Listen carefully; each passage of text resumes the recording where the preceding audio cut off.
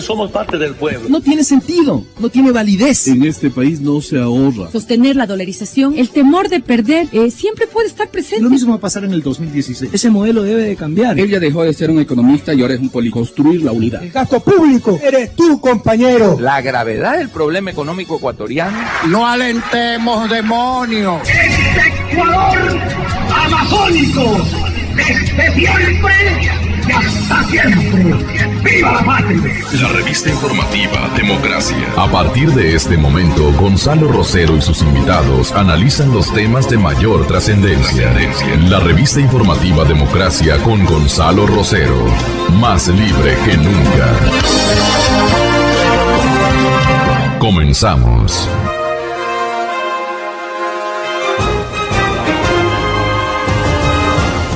Muy buenos días con todos. Yo creo que la generalidad de los ciudadanos que por misión de vida tenemos la posibilidad de conocer a personas, identificar la talante y el talento de los ciudadanos, porque estamos con ellos por una necesidad imprescindible de comunicarnos con ellos hacia los demás. Y nutrirles también de desafectos y de afectos a las cosas que piensa la gente en relación a los protagonistas de la noticia.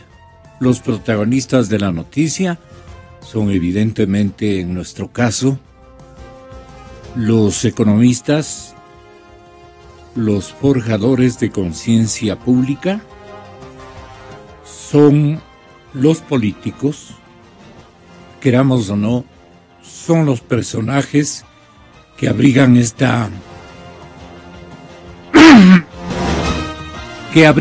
misión de orientar a la colectividad y de darle forma a sus proyectos, a sus teorías, a sus modelos, los modelos políticos. Pero lo hacen al tenor de su llegada a la gente. Quien más llega a la gente tiene mayores posibilidades de construir consensos. Y un constructor nato, un hombre del pueblo, pero del pueblo, era, sin lugar a dudas, Fausto Cayambe. Ayer falleció intempestivamente en esta capital por alguna circunstancia que hará que en cuestión de minutos tengamos un reporte de un médico, un neumonista seguramente, que Verónica Rosero se está encargando de ejercitar ese contacto. Así es que, si me da el apellido del médico, yo le puedo hacer una alerta. Allá. Mi doctor. Sí. Ernesto, usted puede ayudarnos. Usted está con gran capacidad o en gran capacidad de poder darnos una mano de lo que pudo haber acontecido con el cuadro. Se le presentó a este líder social que se ganó la simpatía, el afecto y la confianza de la mayor parte de sus compañeras y de sus compañeros. Fausto por aquí, Fausto por acá. Apenas somos testigos en pantalla de lo que pueden imprimir nuestros ojos y gestar imaginaciones. Pero con él no hubo secretos. A Fausto Cayambe lo quisieron muchísima gente. Ha fallecido ayer en la tarde y de eso nos vamos a encargar de configurar una crónica con algunos pasajes de su vida, su discurso, uno que cuando le preguntamos ¿quién es usted?, ¿cuál es la connotación que aspira a su discurso? ¿Cuál es su ideología? el respeto a las ideas, el respeto a los demás. Qué fantástico discurso que nos dio a nosotros aquí en la cadena Democracia. Ustedes van a quedar pero prácticamente impactados de ese discurso que lo hemos rescatado, señoras y señores, de nuestro rico archivo magnetofónico. Gracias al compañero productor, Milton. Milton escogió esto, pero no lo vamos a ubicar por un poquito por ordenamiento y más que todo por ausencia de tiempo. Quiero anticipar la generosa presencia de Julio José Prado, presidente de la Asociación de Bancos Privados del Ecuador. En contados instantes ya con ustedes, con él vamos a abordar el tema de la liquidez bancaria, el capital que este momento, capital de todos, tiene que vigilar y custodiar el grueso de las instituciones financieras. Y bueno, ¿qué se puede hacer con esos capitales según otras vocerías?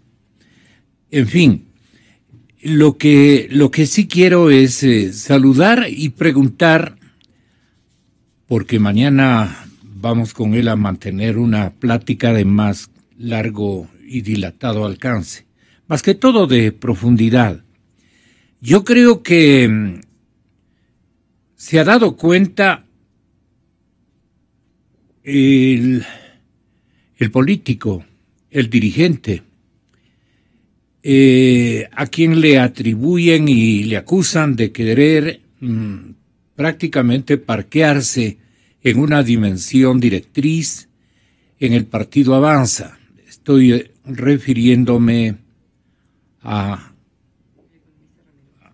doctor Ramiro González, economista de profesión, exprefecto de la provincia de Pichincha, parlamentario y actual presidente, creo yo que reelecto, ¿verdad, economista? Reelecto en asamblea realizada en la ciudad de Portoviejo, capital de la provincia de Manabí, este último fin de semana.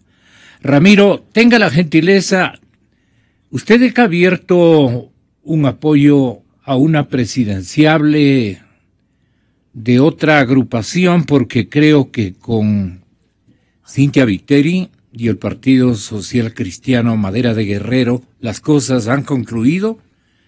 Y antes de que le agradezcan los servicios, dicen no las lenguas óptimas en el comentario y en el rumor en materia política. Usted se anticipó ayer, anunciando también la separación del movimiento Avanza de la figura que creó Jaime Nebot, que compareció el día de ayer en el programa de Andrés Carrión, manifestando de que, en efecto, la unidad estaba absolutamente liquidada. Así es que cuéntenos a lo que pueda contarnos hasta este momento para mañana configurar una entrevista más amplia, más que todo. Ramiro González, bienvenido, muy buenos días. Buenos días, Gonzalo, un saludo cordial a toda su audiencia. Quiero que me permita primero expresar una nota de pesar a los familiares de Fausto Cayambe, un joven líder, como usted lo ha descrito, con muchos méritos propios, de origen humilde, pero de una gran capacidad de formación. Yo tuve la suerte de estar muy cerca de él durante su formación. Él trabajó conmigo en la prefectura de Pichincha, en uno de los sectores claves de desarrollo de la comunidad, y lo supo hacer bien. Yo creo que Alianza País pierde a uno de sus baluartes en el Congreso, un hombre convencido de sus ideas, pues, y como digo, también darle un abrazo a todos sus compañeros, porque él tenía un gran equipo de trabajo que se forjaron desde la prefectura de Pichincha cuando ellos eran muy jóvenes, y que realmente el Ecuador pierde un hombre muy valioso. Así que mi sentido pésame para toda su familia. Con relación a su pregunta, Gonzalo, yo creo que ayer vivimos una fiesta democrática más de 3.500 congresistas de todo el país en Puerto Viejo. Lo hicimos en Puerto Viejo por ser solidarios con ellos, porque normalmente en estas épocas se hacen donde más prensa hay o donde más bulla se puede hacer. No, nosotros nos fuimos a Puerto Viejo, que es una ciudad golpeada todavía por el terremoto y donde todo está por hacerse todavía. Ahí, Gonzalo, resolvimos por unanimidad, fueron 668 votos contra 9, la reelección de Ramiro González al frente del partido. Está la asambleísta Fanny Uribe de vicepresidenta, está el alcalde de La Tacunga también, son 3 vicepresidentes, ¿no es cierto? Entonces, Byron Pacheco también está de secretario general del partido, y así connotados militantes conformaron esta nueva directiva. También decidimos el día de ayer que, una vez agotado todo el diálogo, nosotros cuando llegamos a la unidad, efectivamente, como ayer lo reconoció Jaime Nebot, todos aspiraban a que sea Jaime Nebot el candidato, porque fueron por una candidatura. Nosotros fuimos por un proyecto de país para dar oídos a lo que el 80% de los ecuatorianos quiere, que es cambiar la actual forma de gobernar, pero sobre todo el actual modelo de crecimiento económico que se agotó. Eso nosotros no lo perdimos nunca de vista. Desafortunadamente, otros sectores políticos lo perdieron y prefirieron el acuerdo político para tener uno o más asambleístas, en vez de enfrentar con éxito la posibilidad cierta de ser gobierno para poder cambiar la realidad del país. Nosotros, como digo, hasta el sábado agotamos la posibilidad del acuerdo. Nosotros respetamos el cambio que se hizo de candidato de Jaime Nebot a Cintia Viteri, lo respetamos, y nosotros esperábamos reciprocidad en las resoluciones que tome el partido. No se dio así. Nosotros decidimos ir con candidatos propios a la Asamblea Nacional y en las provincias hacer los acuerdos necesarios con agrupaciones políticas locales y regionales para enfrentar el proceso electoral. Así que, Gonzalo, el país debe saber que este ha sido uno de los pocos partidos serios que desde el inicio prefirió el diálogo, y que hasta el último dijimos diálogo, y que hasta el 18 de noviembre vamos a seguir dialogando para, ojalá, concientizar a la clase política que la unidad es el único camino para frenar que otros 4 años más siga de desastre económico en el Ecuador. Aparte de diálogo, me parece que ha requerido también Avanza y su liderazgo en expresarse por el lado democrático, y la democracia interna como que no ha funcionado, porque el primero en rebelarse fue el secretario general del partido, a quien usted lo ha expulsado ayer. A ver, Gonzalo, no es tan cierto eso. Como le estoy contando, de los congresistas que estuvieron ahí, de los grandes electores, el 99% votó por Ramiro González. Así que, Gonzalo, eso es democracia. Lo otro es imposición. Lo otro es no querer reconocer los estamentos del partido, ¿no es cierto? Entonces, no. Pero la alternabilidad democrática tiene que, en partidos nuevos, observarse con mayor rigor, economista González. Nuestros estatutos mandan que debe haber una reelección, y eso es lo que se está dando ahora. No, por eso ya casi en 14 provincias hubieron reelecciones, en las otras hubieron nuevas directivas, y el tribunal las aceptó. Si no los hubiera aceptado es porque hubiera habido problemas. Gonzalo, aquí nada se hace en contra de la ley. Este es un partido, de los pocos partidos democráticos donde sí importa lo que dice la gente y no lo que un líder se crea que es en un partido. En los partidos se lo gana el puesto, mi querido Gonzalo, trabajando, visitando a la comunidad, como recorro yo el país. Aquellos que quieren ganar un puesto, teniendo una entrevista, Gonzalo, eso no es hacer política, eso es lo tradicional. Nosotros lo hacemos en territorio, lo hacemos con fuerza y lo hacemos con decisión. Así que, Gonzalo, lo de ayer fue una gran fiesta democrática, fue algo que realmente Puerto Viejo entero se admiró de la fuerza que tiene este partido en todo el país. ¿Usted de alguna manera va a proclamarse candidato a la presidencia de la República o ya hay una decisión de la asamblea de esta víspera? Sí, creo que nos cortó. ¿Sí? Bueno, 7:07, casi 8. 7:08 de la mañana en la cadena Democracia. Bueno, yo lo que le quería preguntar a Ramiro González es si va a ser candidato a la presidencia de la República, porque va a ir con lista propia, dicen, a la Asamblea Nacional. Eso van a hacer todos. La noticia estaba por el lado de saber a quién van a apoyar para la presidencia de la República y si Avance está con todas las intenciones de proclamarle a su nuevo presidente, nuevo en la instancia, pero creo que ya tiene 4 años en la presidencia del partido y ahora ha sido reelecto para 2 años más. Creo que estamos leyendo adecuadamente los estatutos, pero se incomodó y nos acaba de cerrar la comunicación clarísimamente. Lamentable, Ramiro, porque yo tengo toda la obligación de preguntar. Y usted conoce mi estilo periodístico y yo conozco el suyo de connotación política y ambos tenemos en este caso la posibilidad de, creo que está timbrando él. Es mejor. Pero mi cordial bienvenida al señor presidente de la Asociación de Bancos Privados del Ecuador, el economista Julio José Prado. La banca ecuatoriana tiene más liquidez, pero no logra dar créditos. Es un titular de Diario El Universo. María Luisa, nombre protegido, ha recibido al menos 3 llamadas y varios mensajes de texto en los últimos meses de parte de asesores comerciales de la banca que le están ofreciendo créditos, preaprobados inclusive. No sé en qué consista esta dimensión de créditos preaprobados.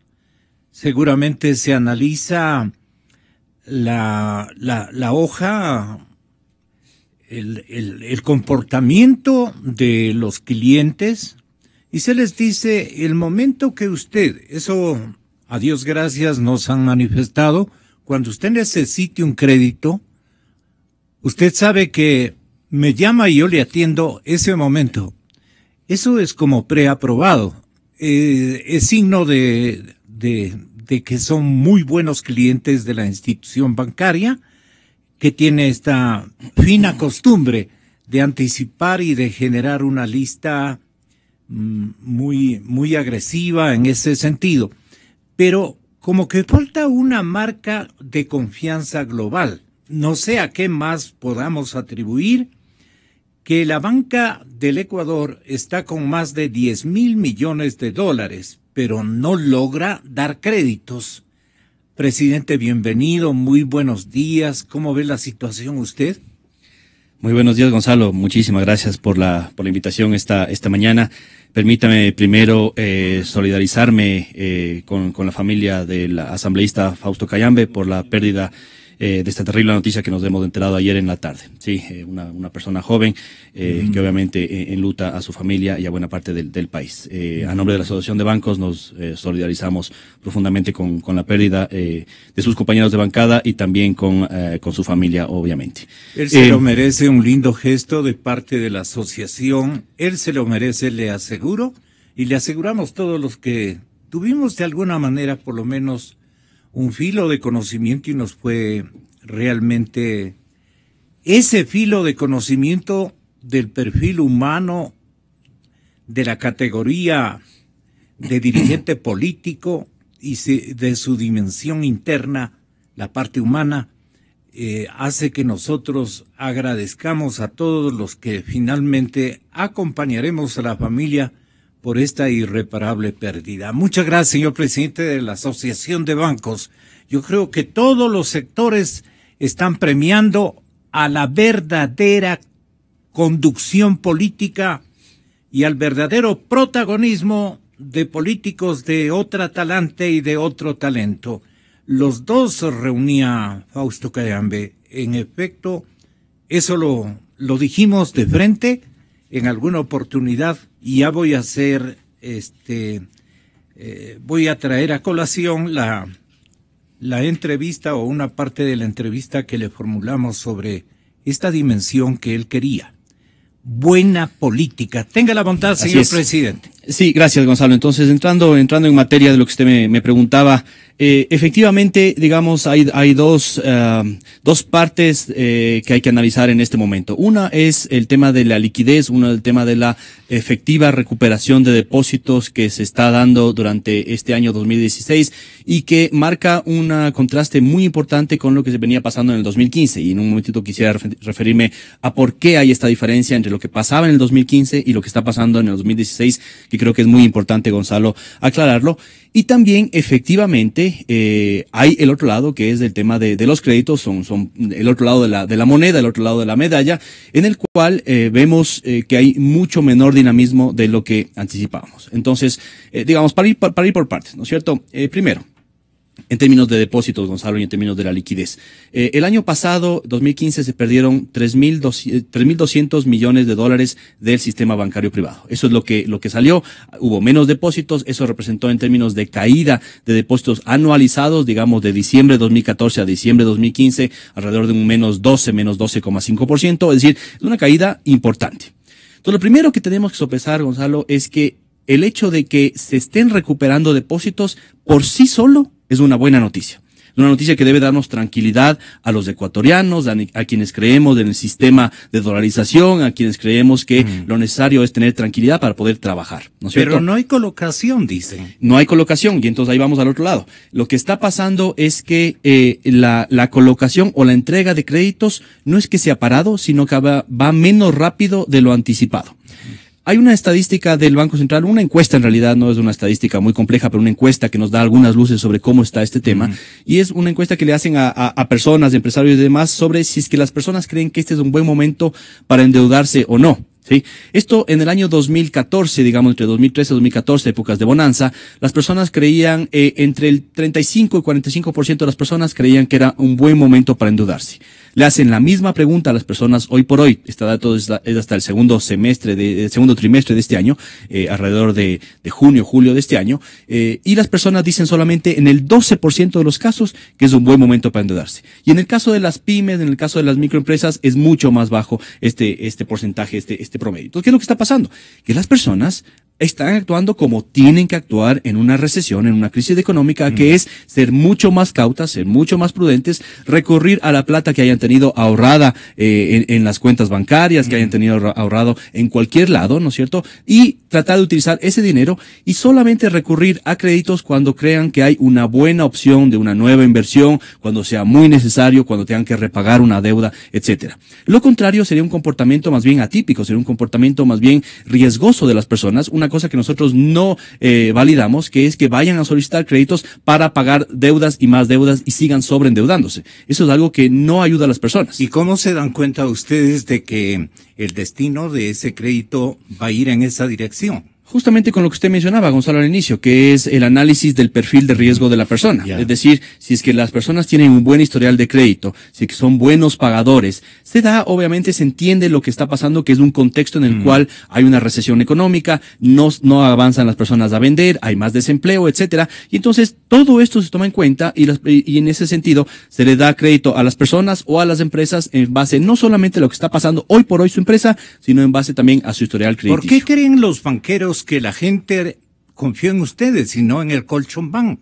Bueno, hay varios motivos por los cuales ha habido este cambio en la tendencia. Entonces, digamos, repartió una gran mitad en el Colchón Bank o en depósitos hacia el exterior, los que tengan un capital más o menos importante, y lo otro en depósitos en la banca privada ecuatoriana. Sí, hay dos temas, ¿no es cierto? De estos 3.000 millones, para redondear, ¿no? De 3.500. 3.200. 3.200 millones. A comienzos de año vinieron estos recursos. Sí, digamos, de los que salió, estos 3.200 millones que salieron de la banca el año anterior, estos 3.200, una parte habrá salido hacia el Colchón Bank, efectivamente. Otra parte habrá salido del país por cualquier motivo.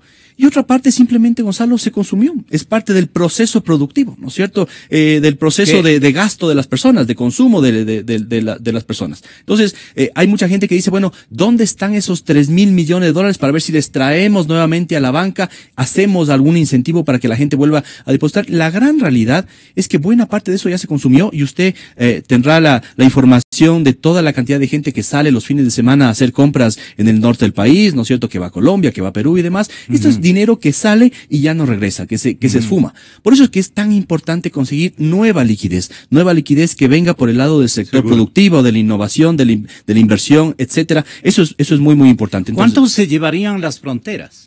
No sabemos exactamente de esta... ¿Quién puede darnos esa información? Bueno, se puede hacer ciertas estimaciones en base al impuesto de salidas de divisas, pero eso son estimaciones que van a ser, digamos, estimaciones, como su nombre lo dice, claro, no van a ser promedios y demás. Pero sí, mire, Gonzalo, si es que uno quiere tener una medida, por ejemplo, el año 2015, el impuesto a la salida de divisas recaudó alrededor de, si no estoy equivocado, alrededor de $1.000 millones, ¿no? Entonces es un impuesto alto que no implica solamente que la gente esté sacando plata del país para fugar capitales, digamos, sino que son parte de las transacciones. Y por eso es que muchos de los sectores empresariales y productivos, e incluso el sistema bancario, ha dicho que hay que quitar este impuesto porque lo que está haciendo es frenar las transacciones internacionales y esto es cierto, ¿sí? Entonces, digamos, recuerde esta cifra, ¿no? Tenemos estos 3.200 millones que salieron el año anterior, durante todo el año 2015, y hoy por hoy hemos recuperado depósitos, Gonzalo, por alrededor de 2.400 millones de dólares. Es decir, estamos retornando a un nivel similar de depósitos al que teníamos en el primer trimestre del año 2015, ¿sí? Entonces, efectivamente, hay más liquidez, hay más confianza de las personas. Yo le diría que hay dos o tres elementos. ¿En cuánto está la liquidez? Estábamos hablando de 10.000 millones. Sí, la liquidez total del sistema en realidad está en un poquito más, está en 11.000 millones de dólares. Sí, esa es la liquidez total que circula en la economía, ¿no? Pero allí no entiendo mucho. ¿El crecimiento reportado es de 2.500 antes de que lleguen a 10.000 millones o después? No, ahí hay una confusión, Gonzalo. Una cosa es la liquidez total que está en la economía, que tiene que ver con la caja que está en los bancos, con las inversiones que tienen las personas, con cuánto está circulando en la economía. Estos son 11.000 millones de dólares. Otra cosa tiene que ver con la plata disponible que tienen los bancos para prestar. El saldo de cartera que ustedes llaman. Sí, son dos cosas diferentes, ¿no es cierto? Entonces, ¿en cuánto está? A ver, el saldo de cartera, hoy por hoy, la cartera de créditos, digamos, que tenemos, déjeme le doy el dato exacto que tenemos cortado hasta la semana anterior. La cartera bruta, digamos. Sí, el saldo de cartera bruta está en 19.000 millones de dólares, redondeando, un poquito más, un poquito menos, pues está en 19.000 millones de dólares. Sí, eso es lo que los bancos prestan al público, en términos netos, ¿no? Entonces, esto es un tema importante. Ya le voy a comentar un poquito dónde puede estar la confusión, Gonzalo, y es con los 10.000 millones de dólares que la banca dijo que podía entregar, que yo anuncié que podíamos entregar durante el segundo semestre. Ya le voy a comentar en qué nivel estamos con respecto a este tema. Déjeme solamente terminar el tema de los depósitos, ¿no? Entonces, se perdieron 3.200, se han recuperado 2.400, vamos en una senda, digamos, de recuperación de la liquidez. ¿A qué se debe esta recuperación de la liquidez? Uno, y hay que ser muy claro, efectivamente el gobierno nacional ha conseguido nuevos créditos y nueva liquidez en el exterior, ¿no es cierto? Ha conseguido estos últimos 2.000 millones de dólares, colocación en bonos internacionales, los préstamos, etcétera. Lo que usted dice es claro, sí, es carísimo, pero se ha conseguido, digamos, esa liquidez. A 10.75. 10,75, una de las más caras. Y el otro elemento que existe es que los préstamos del Banco Central al gobierno, hoy por hoy, suman un total de 4.000 millones de dólares. Entonces, ahí hay nueva liquidez que ha entrado al sistema. ¿Cómo ha entrado al sistema? Usted recordará que usted me preguntó en las primeras entrevistas que tuvimos allá entre enero y febrero, ¿qué solicitaría yo al gobierno para hacer una reactivación del sistema bancario? Y yo le dije, sin pensar en tasas, no pensemos en tasas de interés, no pensemos en costos, no pensemos en esas cosas más bancarias, pensemos que lo que realmente hay que pedir al gobierno es que se ponga al día con el pago atrasado a proveedores. Y eso era muy importante porque cuando a una persona no le pagan el gobierno, no puede pagar sus deudas, no puede depositar y no puede sacar nuevos créditos. Ahora que estamos viendo que hay un nuevo ingreso de liquidez y que el gobierno comienza a ponerse al día con el pago atrasado de proveedores, sobre todo privados, vemos la rueda contraria, el ciclo positivo contrario. Es decir, las personas depositan más plata, tienden a endeudarse, a sacar nuevos créditos y también repagan sus deudas anteriores. Por eso es que estamos viendo también que la morosidad tiende a caer. Por eso es que es tan importante que el gobierno honre sus deudas con los públicos y los privados. Pero ojo, Gonzalo, esas deudas reflejan, ese pago a proveedores que se está haciendo, refleja pago de actividad económica realizada el año anterior. No es nueva actividad económica. Claro. Son ventas, son inversiones, son procesos que se hicieron el año anterior. Claro. Por eso es que tenemos que pensar que está bien que entre este flujo, está bien este pago, pero tenemos que pensar en la forma de que haya reactivación productiva ahora, de aquí en adelante. Ese es el gran tema. ¿Sí? Ahora, hay muchos, especialmente actores del sector viviendista. El sector de la construcción propone lo siguiente. Es bueno decir, pero ¿hasta cuándo la situación es permeable y se puede hacer lo que plantean? Dicen, si tenemos 10,000 millones, una buena parte de esto se puede destinar a reactivar la economía por el lado de la construcción, generadora de empleo y más beneficios. Efecto multiplicador increíble, el de la construcción. Pero no esas tasas de interés, los créditos, dicen. ¿Por qué no hacen un gesto revolucionario los bancos? Ojalá me oigan todos los banqueros. Y dejan por unos 3 meses una tasa de interés vigente, digamos, no me estoy inventando, yo estoy repitiendo lo que me han dicho, de un 5%. Ahí debe la banca y los dueños del dinero no beneficiarse como quieren beneficiarse ahora, pero no lo logran con una inercia crediticia como la que hemos atravesado. Y una caída de todos los perfiles de la economía, de todas las variables económicas, ¿no es cierto? Entonces dicen, si es que ustedes optimizan a la economía con ese gesto de reducir a la mitad la tasa de interés, la economía por sí sola saldría adelante y se agigantarían los elementos que están en este momento muertos en vida. ¿Qué le parece a usted este manifiesto así informal que se han servido a hacerme conocer? Sí, gracias Gonzalo. Es una duda recurrente y permítame aclarar qué es lo que está pasando por el lado del crédito. Sí, primero lo que usted acaba de mencionar, los 10,000 millones para el segundo semestre. Efectivamente, usted recordará, hicimos un anuncio público a mediados del año de que estimábamos poder colocar 10,000 millones de dólares en el segundo semestre. ¿Cómo va esto? Ya tenemos datos del tercer trimestre, que es julio, agosto y septiembre, digamos, ¿no? ¿Qué ha pasado durante esos meses? En esos meses hemos logrado colocar de nuevos desembolsos alrededor de 4,400 millones de dólares. Es decir, estamos un poquito por abajo de la meta de los 5,000 trimestrales que habíamos puesto, ¿no? En cada trimestre deberíamos haber colocado 5,000 para llegar a los 10,000, ¿no? Entonces estamos un poquito por abajo. ¿Qué debería suceder en el último trimestre? ¿Qué debería suceder en octubre, noviembre y diciembre para llegar a la meta de los 10,000 millones? Con respecto a lo que acabamos de colocar en este trimestre, deberíamos subir un 26%, es decir, deberíamos lograr colocar alrededor de 5,700 millones de dólares en el último trimestre de este año.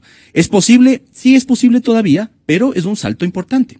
Y esto va a depender no solamente de la oferta que hagan los bancos, sino de la demanda de crédito que haya de la ciudadanía. Yo he estado en los últimos 2 meses, en realidad, Gonzalo, hablando con sectores productivos, con la construcción, con los inmobiliarios. Estuve en Cuenca con las cámaras de industriales, con los productores de Cuenca, he estado en Quito, Guayaquil, etcétera, y demás, conversando con los amigos del sector productivo para ver cómo logramos destrabar de lado y lado lo que está sucediendo. Y esto es una de las grandes funciones que tiene mi puesto, digamos, tratar de ser un puente entre los sectores productivos y la banca. Y en realidad veo un pesimismo, Gonzalo, muy amplio. ¿no? Una desconfianza muy amplia en torno al tema político y económico. No se sabe qué va a pasar en los próximos 3 meses, no se sabe qué va a pasar en los próximos 6 meses, y eso hace que los sectores productivos estén muy a la espera del tema del crédito. Señor presidente, lo que ocurre es que los mismos constructores me han comentado que hay un punto de equilibrio. ¿Cuál es este punto de equilibrio? Que están vendiendo sus departamentos,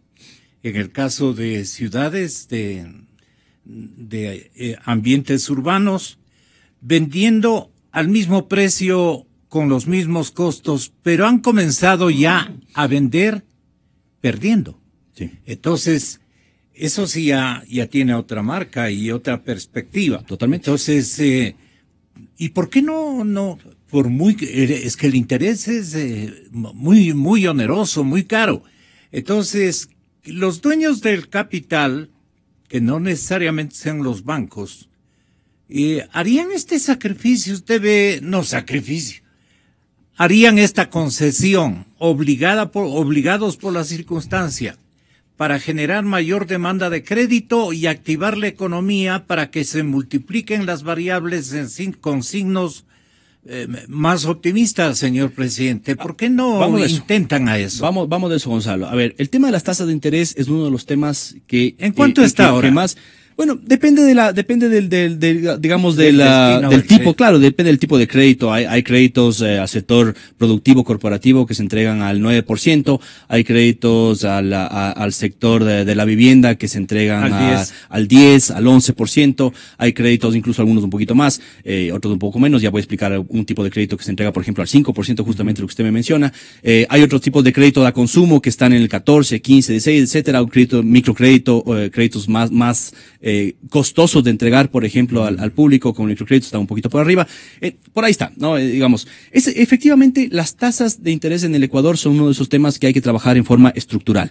Hay que entender cuáles son los costos a los cuales la banca está sometida y que impiden, desde el punto de vista estructural, que bajen las tasas de interés. Temas relacionados a la competencia, temas relacionados a la liquidez, temas relacionados a dónde están colocados la liquidez de los bancos, por ley, digamos, y todo esto hay que irlo trabajando, Gonzalo. Pero le doy un dato. En el tema de las tasas de interés, por ejemplo, para el sector inmobiliario, efectivamente hay un producto de la banca que entrega créditos inmobiliarios, para construcción al 5%. Se llama el crédito de interés VIP, se llama, ¿no es cierto? Es un producto que se llama VIP. Es la vivienda de interés público. Es un crédito que se hace en conjunto con el sector público, en el cual la CFN pone una garantía en un fideicomiso, los bancos ponen una plata y en base a este fideicomiso mutuo, digamos, del sector público-privado, se presta el dinero a las personas para que construyan una casa. Son para viviendas de interés social y público, digamos, ¿no es cierto? Son intereses bajos y a largo plazo. Ahora, uno dice, ¿puede bajar toda la tasa de interés del sector bancario a niveles del 5, 6, 7%, por ejemplo? No, Gonzalo, no puede bajar, por un simple motivo. Porque, dado los costos actuales de mantener la liquidez, dada la estructura productiva del sector bancario, en este momento, la rentabilidad más bien está cayendo, Gonzalo. La utilidad neta de los bancos para este año está menos 30% comparada al año anterior. Menos 30%. El ROE, que es una medida que se utiliza de rentabilidad sobre el patrimonio, el año pasado estaba en el 11%. Hoy por hoy estimamos que vamos a cerrar el año con un ROE del 5,5%. Es decir, es la rentabilidad más baja de los sistemas bancarios de América Latina. Y claro, los bancos son negocios de largo plazo, con lo cual pueden aguantar tener una rentabilidad corta o pequeña en el corto plazo.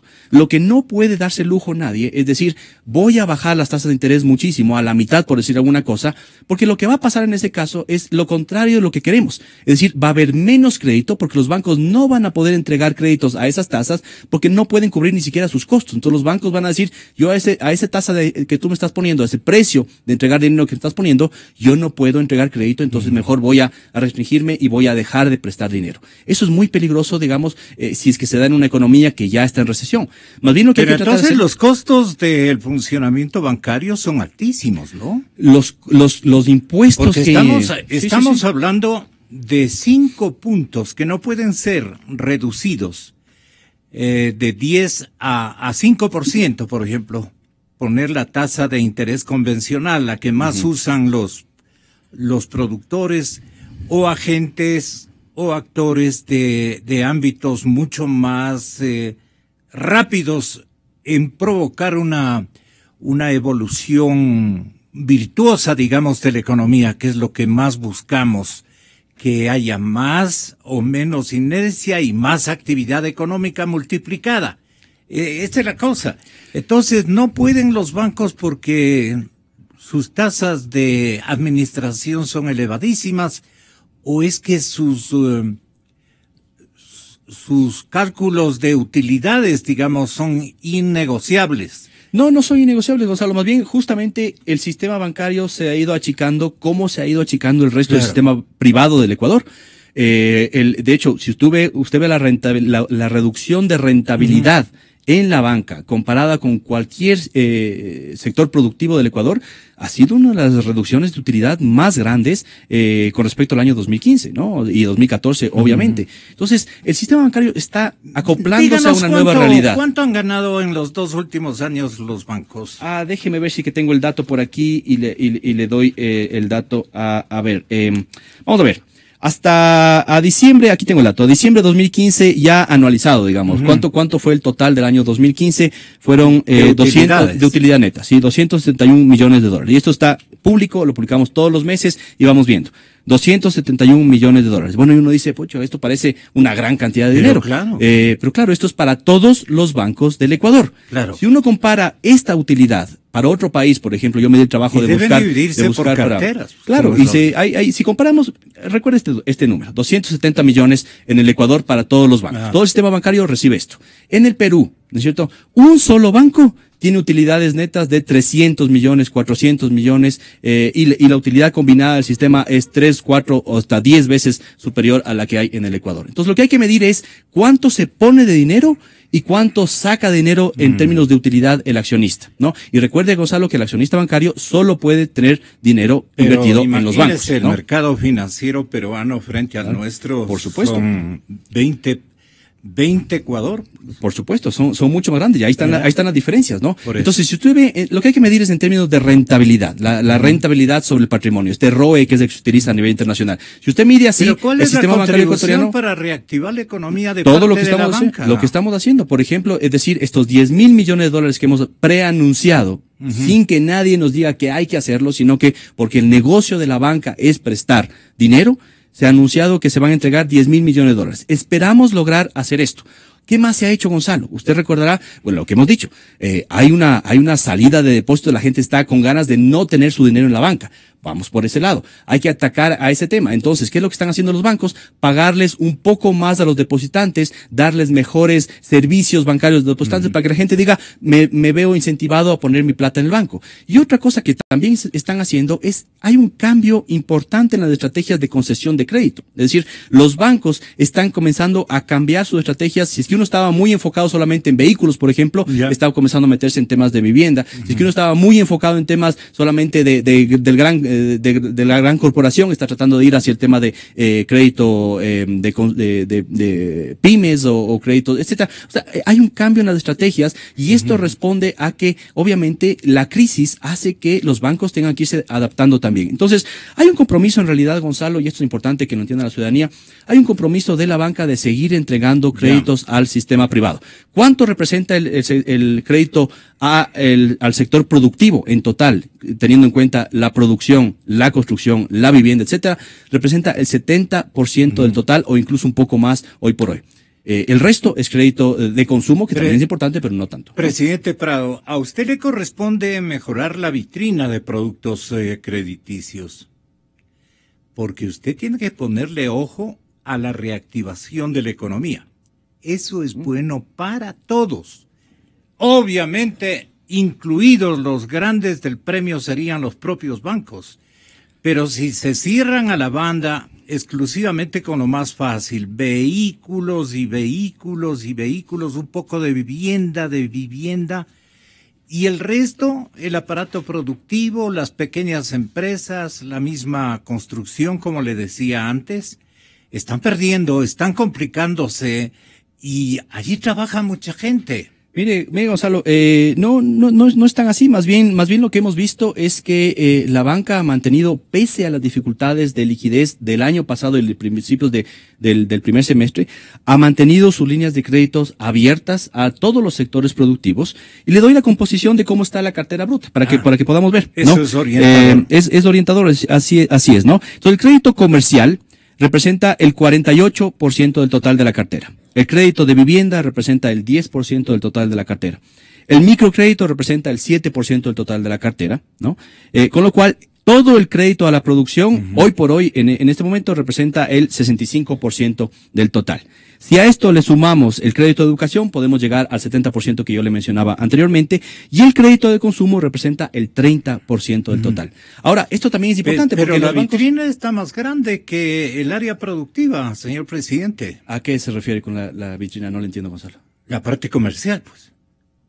Está más bien prestada, casi el 50%. Es que la y el economía área productiva propiamente dicha. Ahí está contenido, digamos, todo lo que tiene que ver el tema producción y el tema comercio, digamos, ¿no? Tengo otras estadísticas en las cuales separamos una con otra y se ve efectivamente a qué sectores productivos se entrega el crédito, pero se entrega crédito a sectores industriales, productivos, agrícolas también.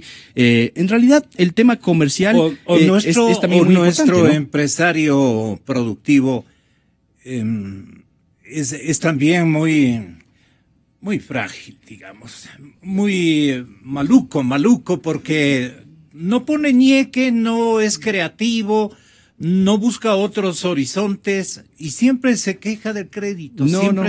No creo que de eso, Gonzalo. Yo más bien estaría en desacuerdo con esa visión. Yo creo que el productor, el empresario ecuatoriano es una persona que, a pesar de todos los problemas, a pesar de, se faja y sale adelante, ¿no?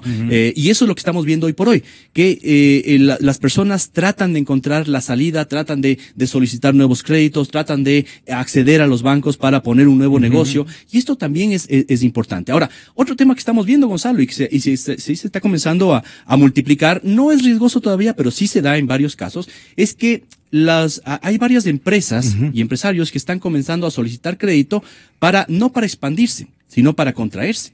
Entonces están solicitando crédito para despedir empleados, porque es muy costoso despedir empleados y lastimosamente hay que achicarse y está pasando así.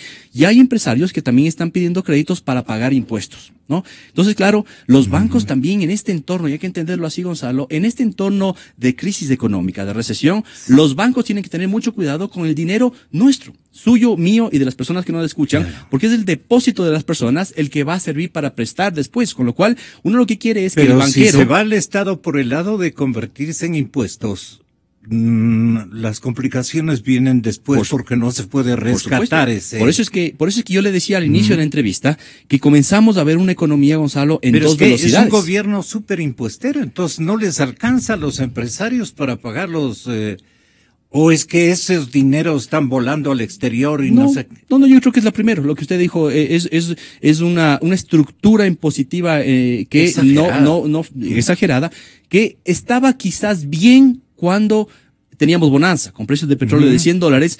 Sí, nos quejábamos de los impuestos, nos quejábamos de las comisiones, de los tributos, etcétera, una serie de cosas. Pero claro, como todo el mundo hacía plata y estaba creciendo la marea, no nos quejábamos demasiado y dejábamos pasar. Ahora que ha bajado la marea, ahora que hubo menos liquidez, ahora que hay recesión económica, menos ventas, menos exportaciones, nos damos cuenta que la estructura productiva, la estructura impositiva en el Ecuador no da para una economía del tamaño de la economía que tenemos hoy por hoy.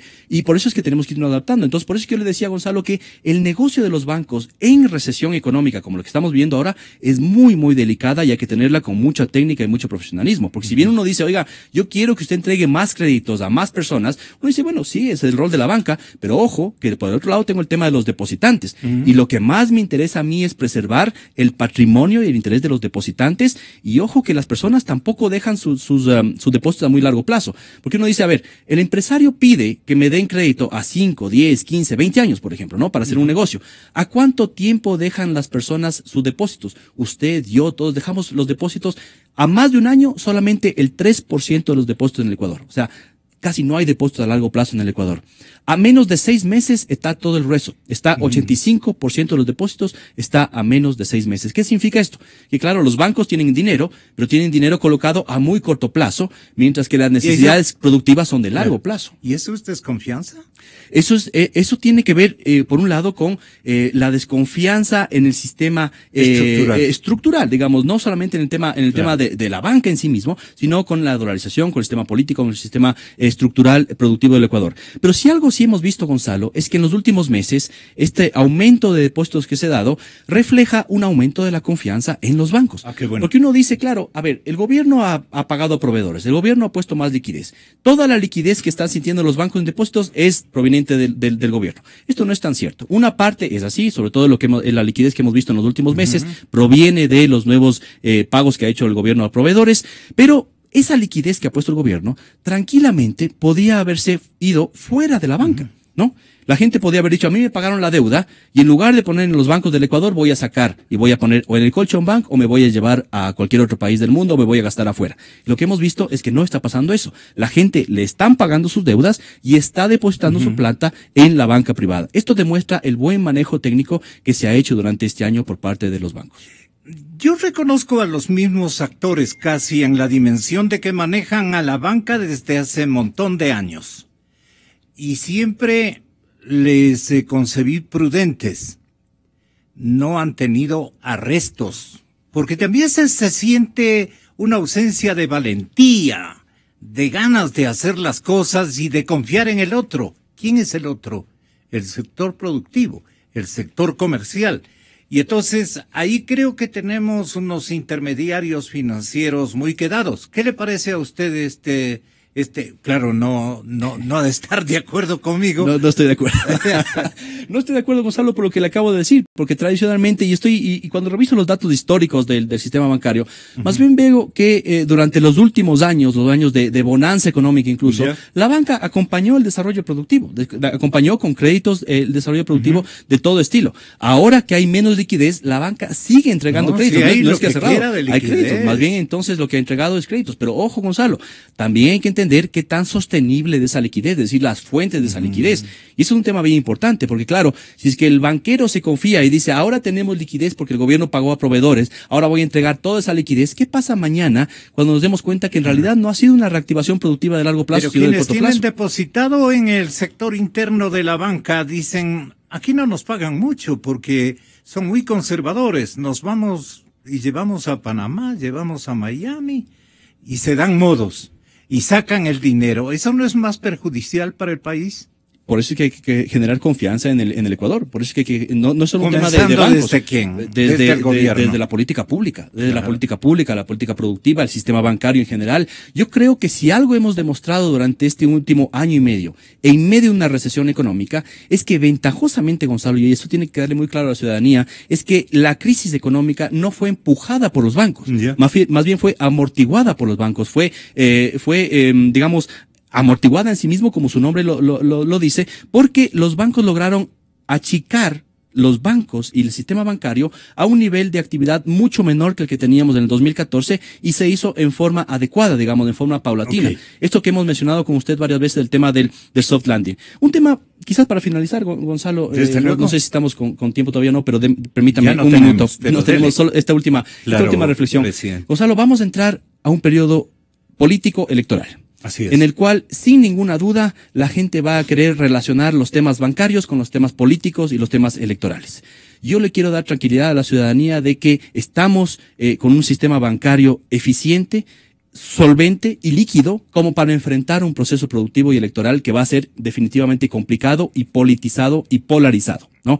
Con lo cual tratemos de dejar a la banca lo más del lado posible de las complicaciones políticas y el debate lo más ausente posible de ese tema. Yo vendré a su radio y a todas las radios del país cuantas veces sea para enseñar las cifras técnicas, para presentar los datos como son, pero tratemos en lo posible, digamos, de dejar al tema bancario de lado, porque el año pasado ya sucedió, Gonzalo. Esta reducción de depósitos se dio sobre todo por temas relacionados a rumores y a políticas públicas como la ley de de herencia de plusvalía que generó temores en la ciudadanía y que termina haciendo que salgan de puestos. Eso es algo que no queremos. Lo que queremos es generar confianza, tranquilidad, para que podamos seguir un periodo electoral tranquilo como se debe hacer. Señoras y señores, Julio José Prado, presidente de la Asociación de Bancos Privados del Ecuador en la cadena Democracia.